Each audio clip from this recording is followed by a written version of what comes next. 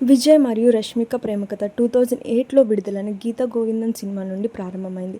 ఆ సినిమాలో వారి కెమిస్ట్రీ ప్రేక్షకులకు బాగా నచ్చింది. తర్వాత డియర్ కామ్రేడ్ సినిమాలో కూడా కలిసి నటించారు.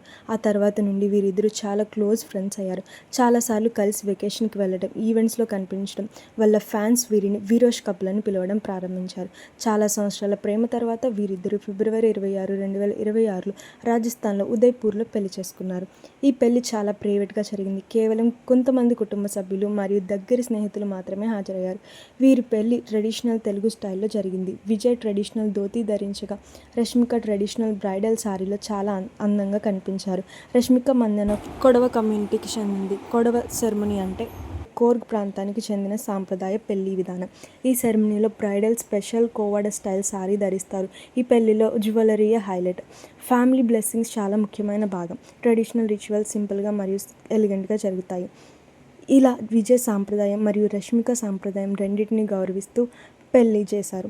పెళ్లి తర్వాత విజయ్ ఎమోషనల్గా మాట్లాడుతూ, నా బెస్ట్ ఫ్రెండ్ ఇప్పుడు వైఫ్ అయింది అని చెప్పాడు. ఇది ఫ్యాన్స్కి ఎమోషనల్ మరియు హ్యాపీ మూమెంట్. చాలా సంవత్సరాల ఫ్రెండ్షిప్ మరియు లవ్ తర్వాత ఇప్పుడు విజయ్ మరియు రష్మిక అఫీషియల్లీ మ్యారీడ్ కపుల్.